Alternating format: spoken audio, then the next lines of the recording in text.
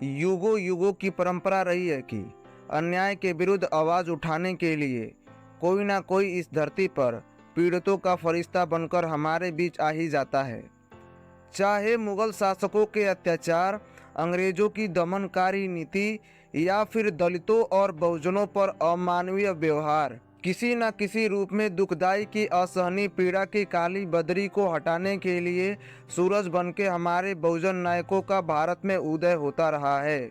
बहुत से अपने बहुजन नायक जो दलित शोषित समाज के लिए प्रेरणा स्रोत बनकर आए, तो कुछ एक ने शिक्षा और समता मूलक समाज के लिए भारतीय संविधान की धाराओं से आधुनिक समाज में सम्मान सहित विकास के साथ जीने का राह आसान कर दिया।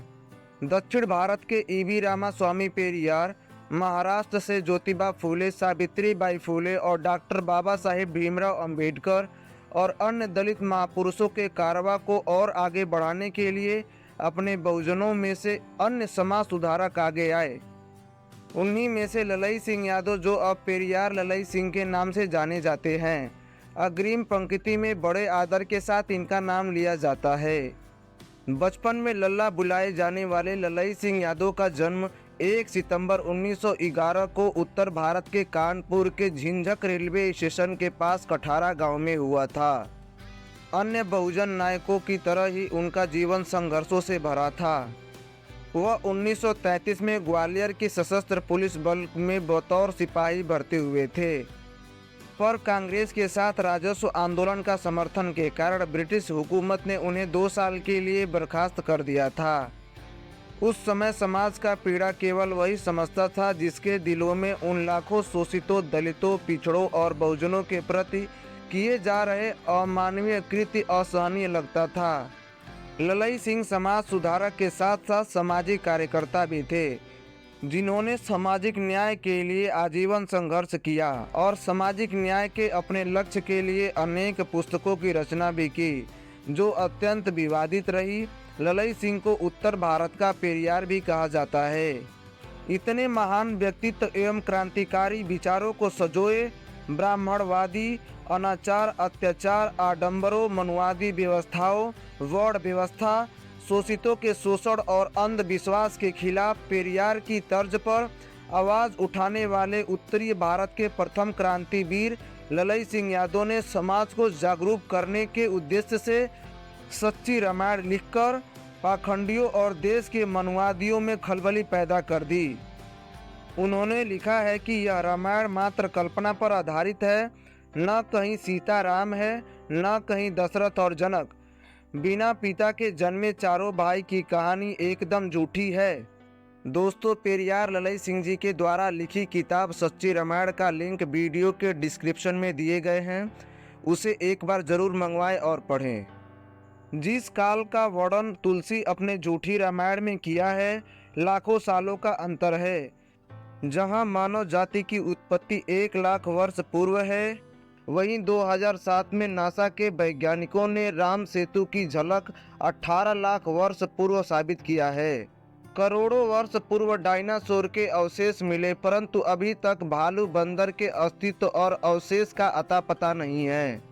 1968 में ही ललई सिंह के दी रामायणा ए ट्रू रीडिंग का हिंदी अनुवाद सच्ची रामायण छपते ही हिंदू धर्मावलंबियों में आग सी लग गई और 8 दिसंबर 1969 में तत्कालीन उत्तर प्रदेश सरकार ने देश में दंगा भड़काने के आरोप में ललई सिंह द्वारा लिखित किताब जब्त कर ली। मगर कई पेशियों के बाद हाई कोर्ट के प्रसिद्ध एडवोकेट बनवारी लाल यादव द्वारा सच्ची रामायण के पक्ष में जबरदस्त पैरवी के बाद 19 जनवरी 1971 को जस्टिस ए कृति ने ललई सिंह के पक्ष में फैसला सुनाया और जब्त किताबों को वापस कराई। सच्ची रामायण सही साबित होने के उपरांत और हाई कोर्ट और सुप्रीम कोर्ट से जीत होने के बाद ललई सिंह दलितों, पिछड़ों और पीड़ित बहुजनों के नायक ही नहीं बल्कि महानायक बन गए।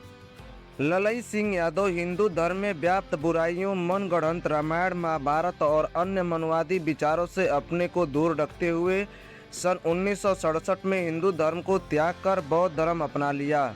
वे जानते थे कि हमारी छोटी कौम के लोग अपने नाम के आगे तरह तरह की उपाधि लगाकर एक दूसरे से दूर रहकर बटे रहते हैं, इसीलिए वे अपने नाम के आगे से यादव शब्द हटा दिए। यादव शब्द हटते ही लाखों लोगों में नव चेतना जागृत होने लगी। चूंकि ललई सिंह जाति विहीन और समतामूलक समाज के संस्थापना के लिए बाबा साहेब डॉक्टर भीमराव अंबेडकर को आदर्श मानते थे, इसलिए इनके समर्थकों में देश में उनके साथ लाखों लोग आ गए, जिससे उनके सपनों को धरातल पर उतरते देर नहीं लगी। इसी बीच तमिलनाडु में एक भव्य समारोह में ललई सिंह को पेरियार की उपाधि से विभूषित किया गया। तभी से ललई सिंह यादव से पेरियार ललई सिंह हो गए। ललई सिंह की क्रांतिवीर गाथाएं आज भी दलित समाज के लिए प्रेरणादायी है। पेरियार की चर्चित किताब सच्ची रामायण को हिंदी अनुवाद में लाने के लिए उसे पाबंदी से मुक्त कराने के अनवतर लंबी लड़ाई लड़ने वाले दलितों, पिछड़ों और बहुजनों के नायक के रूप में ललई सिंह अंततः 7 फरवरी 1993 को दिवंगत हो गए।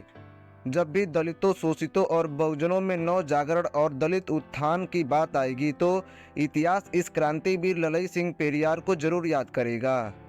दोस्तों, वीडियो कैसा लगा कमेंट बॉक्स में कमेंट कीजिए, वीडियो को लाइक कीजिए, चैनल पर पहली बार विजिट कर रहे हैं तो चैनल को सब्सक्राइब कीजिए और इसे अपने दोस्तों तक ज़रूर शेयर कीजिए।